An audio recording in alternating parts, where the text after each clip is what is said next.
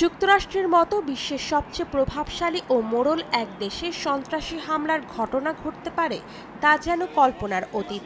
আর সেরকম ঘটনা যখন ঘটে তখন বিশ্ববাসীর কাছে তা অষ্টম আশ্চর্যের মতো এক ব্যাপার বলে মনে হয়।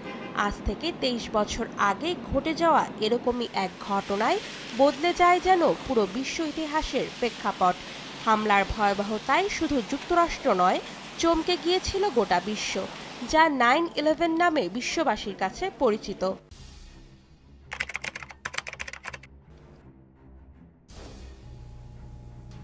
২০০১ সালের ১১ই সেপ্টেম্বর জঙ্গি সংগঠন আল কায়দার সঙ্গে জড়িত ১৯ জঙ্গি ৪টি উড়োজাহাজ ছিনতাই করে আত্মঘাতী হামলা চালায় যুক্তরাষ্ট্রের ৩টি জায়গায়। ২টি বিমান আঘাত হানে নিউ ইয়র্কের ওয়ার্ল্ড ট্রেড সেন্টার বা টুইন টাওয়ারে, তৃতীয় বিমান আঘাত হানে পেন্টাগনে, আর চতুর্থ বিমানটি আঘাত হানে পেনসিলভেনিয়ায়। ধারণা করা হয় 9/11 নামে পরিচিত এই সন্ত্রাসী হামলার মাস্টারমাইন্ড ছিল আল কায়দা প্রধান ওসামা বিন লাদেন। ২০০১ সালের ১১ই সেপ্টেম্বর দিনটি ছিল মঙ্গলবার।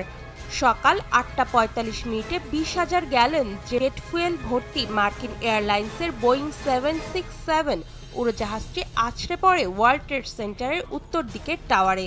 বিমানটি ১১০ তলা ভবনটির ৮০তম তলায় ঢুকে পড়ে।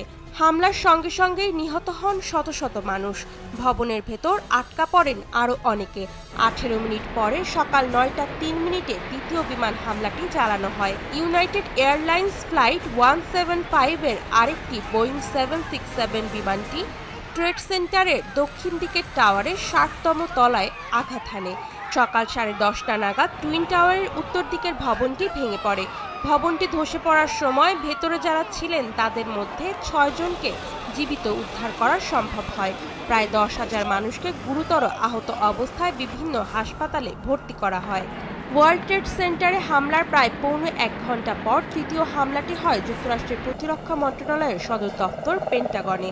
সেখানে হামলায় ১২৫ জন সামরিক কর্মকর্তা ও বেসামরিক নাগরিক নিহত হন বলে জানানো হয়। জিম্মি করা বিমানটির ভেতরে থাকা ৬৪ জনও নিহত হন। এরপর চতুর্থ বিমান হামলাটি হয় সকাল ১০টা ১০ মিনিটে। নিউ জার্সি থেকে ক্যালিফোর্নিয়ার উদ্দেশ্যে যাত্রা করার ৪০ মিনিট পর ইউনাইটেড ফ্লাইট 93 নামের বিমানটি ছিনতাই করা হয়। ছিনতাই হওয়া চতুর্থ বিমানের যাত্রীরা ছিনতাইকারীদের বিরুদ্ধে রুখে দাঁড়ানোর পর সেটি পেনসিলভেনিয়ায় বিধ্বস্ত হয়। ধারণা করা হয় চতুর্থ বিমানটি দিয়ে ওয়াশিংটন ডিসিতে ক্যাপিটাল ভবনের ওপর আঘাত হানতে চেয়েছিল সন্ত্রাসীরা।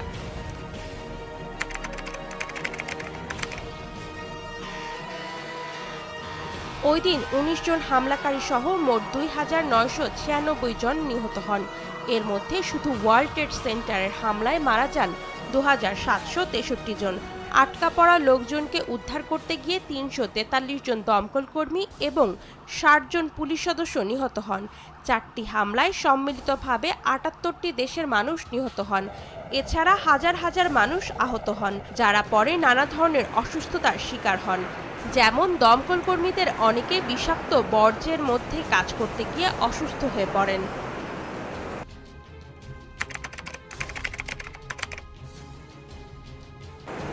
ওই হামলার ১ মাসেরও কম সময় পর তৎকালীন মার্কিন president George W Bush Afghanistan আক্রমণ করেন আল কায়দাকে নিশ্চিহ্ন করতে এবং ওসামা বিন লাদেনকে খুঁজে বের করতে।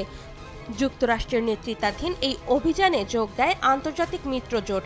২০১১ সালে মার্কিন সৈন্যরা অবশেষে ওসামা বিন লাদেনকে খুঁজে পায় পাকিস্তানে এবং তাকে হত্যা করে।